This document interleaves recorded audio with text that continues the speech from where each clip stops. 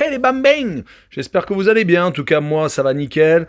On finit cette série de championnats européens par la Série A. On va attaquer la 11e journée, voilà, il y a 10 matchs à analyser. On vous remercie pour vos petits commentaires, votre petit pouce et pour vous abonner, c'est super nickel. Commençons par le classement de la Serie A. Premier, le Milan AC avec 26 points. Deuxième, l'Inter avec 21 points. Troisième, Naples, 20 points. Quatrième, la Juve avec 20 points également, mais avec un goal average de plus 12 à de plus 14 pour Naples. Cinquième, Sassuolo, 19 points. Et sixième, l'AS Rome avec 18. 17e, la Fiorentina, 9 points, donc en bas du classement. 18e, Torino avec 6. 19e, le Genoa avec 6 également. Et 20e et dernier, Crotone avec 2 points. Les 10 matchs proposés sont Sassuolo contre Benevento, Crotone contre la Spezia, Torino contre Udinese, la Lazio de Rome contre Hellas Vérone, Cagliari Inter de Milan, Naples Sampdoria de Gênes, Bologne AS Rome, Atalanta de Bergame contre la Fiorentina, Genoa contre la Juventus et le Milan AC contre Parme. Commençons par Sassuolo qui reçoit Benevento. Le 5e accueille le 13e. Le bilan de Benevento à domicile est largement moins bon que celui à l'extérieur, avec 5 réceptions et une seule victoire et bien entendu 3 nuls et une défaite. Tandis que Benevento est quand même avec un bon petit bilan à l'extérieur, avec 2 victoires, 1 nul, 2 défaites certes, mais tout de même, ils sont compliqués à prendre à l'extérieur. Leurs 2 derniers déplacements à Parme où ils ont fait 0-0 et à la Fiorentina où ils se sont imposés en attestent. Comme je vous le disais un petit peu plus tôt, Sassuolo à domicile, c'est une défaite contre l'Inter lors du dernier match, un match nul contre l'Udinese, un match nul contre le Torino et une victoire contre Crotone, mais c'était le 3 octobre. Donc cela remonte assez loin. Je vois tout de même une victoire de Sassuolo après leur bon résultat nul à Rome, avec une cote de 1,50 à 1,60, avec un 2-0, 7,75, 8, 25. Je vois également un moins de 3,5 buts sur le match, des cotes de 1,45 à 1,55. La rencontre suivante est la réception de la Spezia par Crotone. Le 20e reçoit le 15e. Toujours pas de victoire pour Crotone qui après 10 matchs est à 2 nuls et 8 défaites. À domicile, malheureusement, c'est un peu du même acabit. 5 réceptions, 1 nul et 4 défaites. Malheureusement pour Crotone, la Spezia voyage bien depuis le 25 octobre. Toutes compétitions confondues comprenant la Coupe d'Italie, ils sont sur 3 victoires et 2 nuls. La Crotone de son côté est sur 4 défaites consécutives à domicile. Le match nul contre la Juventus le 17 octobre est un miracle. Je vois une victoire à l'extérieur de la Spezia avec des cotes de 2,50 à 2,60, un score de 2-1, 8,25, 8,75 et je vois un N2 de 1,30 à 1,40. La troisième rencontre est le Torino contre l'Udinese. Dans les confrontations directes depuis 3 ans, le Torino prend toujours le dessus sur l'Udinese. Mais malheureusement, cette année, le Torino, sur 5 réceptions, a 0 victoire. Ça s'annonce assez mal. Surtout que l'Udinese vient de s'imposer à la Lazio 3-1 et a obtenu le 0-0, le déplacement d'avant à Sassuolo. Pour ce match, je vois un match nul de 3-10 à 3-20, un score de 1 but partout, 5,50 à 5,70. Et je vois donc les 2 équipes marquées 1,45 à 1,55. Passons à la Lazio contre le Hellas Vérone. Dans les confrontations directes depuis 3 ans, la Lazio ne perd jamais et a fait 5 victoires et 1 nul contre le Hellas Vérone. La Lazio a un mauvais bilan à domicile avec, en 5 réceptions, 1 victoire, 2 nuls et 2 défaites. Le Hellas Vérone est une équipe très difficile à manœuvrer en déplacement. Sur 4 déplacements, 1 victoire, 2 nuls et une seule petite défaite. Seulement 4 buts encaissés. Leur victoire à l'Atalanta lors de leur dernier déplacement en atteste. Je rajouterai que le match nul obtenu par le club romain contre le FC Bruges, alors que les Belges étaient à 10 quasiment toute la deuxième mi-temps, n'est pas un très bon signe contre une équipe accrocheuse.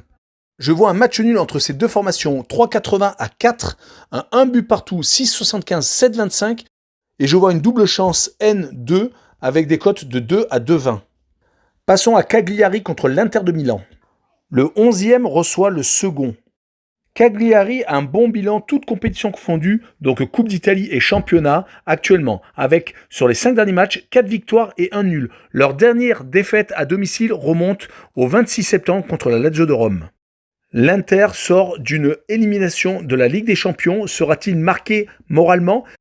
Car il sortait sur une très bonne série avec des victoires contre Bologne, Mönchengladbach à l'extérieur donc en Ligue des Champions, à Sassuolo 3 buts à 0, et il n'a plus perdu en championnat depuis le derby milanais le 17 octobre. Rappelons qu'à l'extérieur, le bilan de l'Inter actuellement en championnat, c'est sur 5 déplacements, 3 victoires et 2 nuls. Je vois donc une victoire de l'Inter pour se rattraper de la Ligue des Champions avec des cotes de 1,20 à 1,30, un score de 3-1, 7,75 à 8,25. Et je vois donc l'Inter marquer plus de 2,5 buts, des cotes de 1,90 à 2. Passons aux 5 matchs suivants. Le premier est Naples contre la Sampdoria. Dans les confrontations directes, depuis 3 matchs, Naples est largement supérieur à la Sampdoria avec à chaque fois des victoires supérieures à 2 buts d'écart. Les Napolitains sortent de 2 cartons en Serie A, un à Crotone 4-0 et un autre à domicile contre l'AS Rome le jour de l'hommage à Maradona. De leur côté, la Sampdoria, depuis leur victoire assez intéressante à l'Atalanta le 24 octobre, ne gagne plus du tout en Serie A. Ils sont sur 2 matchs nuls et 3 défaites. Je vois une victoire napolitaine de 1,30 à 1,40 avec un score de 3-1, 8,25 à 8,75 et je vois le combiné Naples vainqueur et plus de 2,5 buts sur le match, 1,60 à 1,80. Le match suivant est Bologne contre l'AS Rome. Le 10e accueille le 6e. Malgré la défaite à l'Inter le week-end dernier, Bologne restait sur 2 victoires consécutives en championnat contre Crotone et la Sampdoria. L'AS Rome de son côté en championnat reste sur un match nul à domicile contre Sassuolo, une défaite 4-0 à Naples. Avant ça, ils avaient réussi une série de 3 victoires consécutives contre Parme, le Genoa et la Fiorentina. Je vois l'AS Rome s'imposer donc à l'extérieur, des cotes de 1,80 à 1,90 avec un score de 2-1, 6,75 à 7,25. Et je vois Rome marquer plus de 1,5 buts à l'extérieur, donc des cotes de 1,45 à 1,55.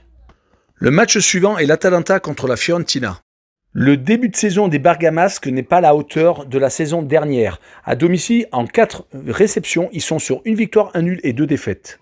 Sur les 4 derniers matchs, toutes compétitions confondues, l'Atalanta s'est plus imposée à l'extérieur, dont des victoires prestigieuses, que ce soit à l'Ajax ou à Liverpool, qu'à domicile, où ils ont fait match nul contre Midtjylland, 1 but partout en Ligue des Champions, et ils ont également perdu le dernier match à domicile contre Hellas Vérone, 2-0. La Fiorentina, quant à lui, a fait 0 victoire en 5 déplacements, a fait juste 2 petits matchs nuls et 3 défaites. Ils sortent actuellement d'un match nul à domicile contre le Genoa et d'une défaite au Milan AC 2-0. Je vois quand même l'Atalanta s'imposer enfin à domicile avec des cotes de 1,55 à 1,65, avec un score de 2-0, 7,75 à 8,25, avec un moins de 3,5 buts sur le match, des cotes de 1,45 à 1,55. Passons à l'avant-dernier match, le Genoa accueille la Juventus. Le 19e accueille le 4e. Le Genoa à domicile, c'est en 5 réceptions, 1 victoire et 4 défaites. La Juventus, par contre, est toujours invaincue, mais à l'extérieur, en 5 matchs, une seule petite victoire et 4 matchs nuls. Sur les 6 derniers matchs, le Genoa reste sur 2 matchs nuls et 4 défaites. Ils vont avoir bien du mal à contenir la Juventus qui vient de s'imposer 3-0 au Barça en Ligue des Champions et qui semble se ressaisir malgré le petit accro de Benevento au milieu de 5 victoires, toutes compétitions confondues. Je vois donc une victoire des Bianconeri avec des cotes de 1,20 à 1,30 avec un score de 2-0 de 5,50 à 5,70 et je vois un handicap -1 avec la victoire de la Juve, donc des cotes de 1,70 à 1,80. Passons au dernier match, le Milan contre Parme. Sur les 3 dernières saisons, le Milan à chaque fois, quand il a reçu, a battu Parme. Et vu leur début de saison exceptionnel, toujours invaincu, avec à domicile 3 victoires et 2 nuls, avec 5 buts encaissés en 5 réceptions, cela va être assez compliqué pour les Parmesans de s'imposer à l'extérieur, même s'ils viennent de sortir d'un match nul contre Benevento et d'une victoire au Genoa. Je vois donc une victoire du Milan de 1,20 à 1,30 avec un score de 2-0 de 5,75 à 6,25. Je vois également le Milan marquer moins de 3,5 buts sur le match de 1,45 à 1,55.